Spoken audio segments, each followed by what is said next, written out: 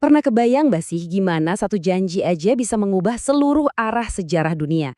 Nah, hari ini kita bakal kupas satu momen yang krusial banget. Panggilan kepada Abram, ini bukan cuma cerita tentang hidup dia doang loh, tapi soal takdir banyak bangsa loh. Nah, ini nih pertanyaan intinya.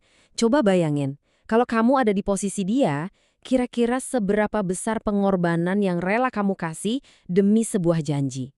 Kisah Abram ini, ya, ini soal pertaruhan terbesar dalam hidupnya, yang modalnya cuma iman doang. Jadi, ceritanya itu dimulai nggak pakai basa-basi, nggak ada negosiasi, tiba-tiba, boom, datang sebuah perintah.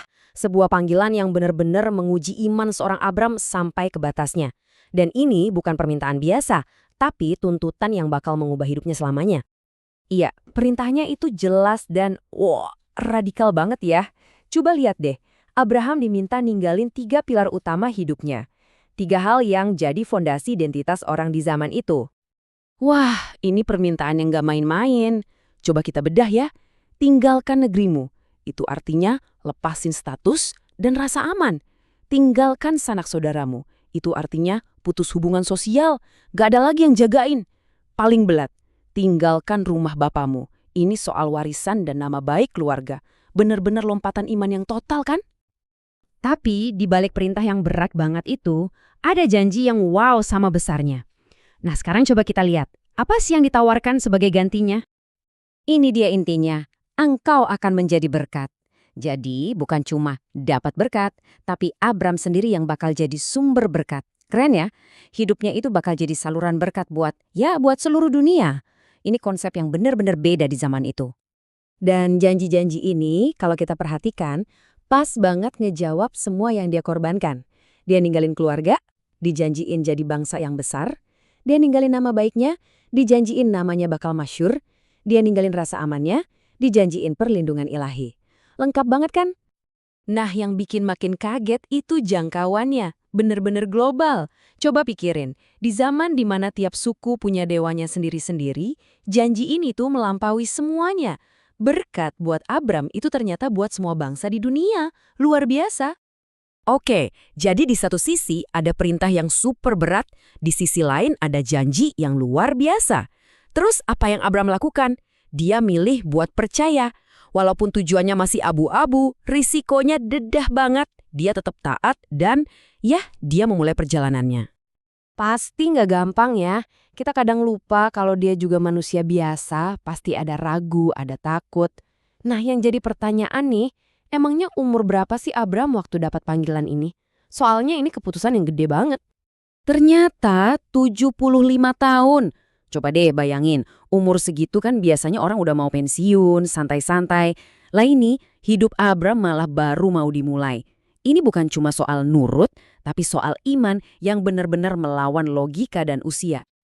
Dan dia nggak berangkat sendirian loh, dia bawa semuanya. Ada Sarai istrinya, Lot keponakannya, semua harta benda. Bahkan orang-orang yang kerja buat dia di Haran. Jadi ini bukan sekedar pindahan.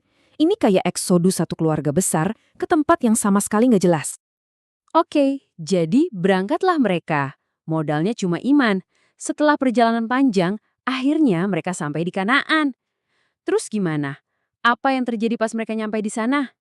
Nah, tempat pertama yang mereka singgahi itu di dekat Syichem. Ada pohon besar di sana namanya pohon Tarbantin Mor. Dan disitulah, di tengah-tengah tanah orang, ada penegasan lagi yang penting banget. Betul, di situ Tuhan muncul lagi. Janji yang tadinya abstrak, negeri yang akan kutunjukkan, sekarang jadi jelas banget. Tuhan bilang, tanah yang kamu injak sekarang ini, inilah yang bakal aku kasih ke keturunanmu. Wah, makin konkret ya. Nah, respons Abram ini menarik. Dia nggak banyak ngomong tapi langsung bertindak. Dia bangun mezbah. Kira-kira apa ya artinya membangun mezbah di tanah orang lain kayak gitu? Itu semacam pernyataan iman. Dengan bangun mezbah, Abram seolah-olah bilang, tempat ini kudus, Tuhan sudah bicara di sini. Jadi dia kayak mengklaim tanah itu secara spiritual. Bukan pakai kekuatan, tapi pakai ibadah. Dan perjalanannya belum selesai. Dari Sikem dia jalan lagi. Kali ini dia pasang tenda di antara dua kota, Betel dan Ai. Dia mulai hidup di tengah-tengah penduduk asli sana, tapi dengan iman yang beda. Di sini kita mulai lihat polanya. Jadi kayak ritme hidupnya Abram. Pertama, dia pasang tenda. Artinya dia bangun kehidupan. Kedua, dia bikin mezbah. Artinya dia bangun pusat ibadahnya. Ketiga, dia memanggil nama Tuhan. Artinya dia bangun hubungan sama Tuhan. Keren ya, cara hidup seorang peziarah iman. Dan itu pun belum titik terakhir. Dia terus jalan ke arah selatan, makin masuk ke dalam tanah perjanjian.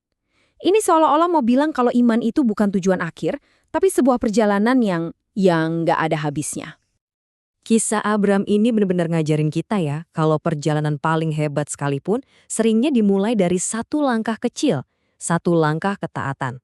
Nah pertanyaannya buat kita semua, kira-kira warisan luar biasa apa yang bisa lahir dari langkah iman yang kita putuskan untuk ambil hari ini?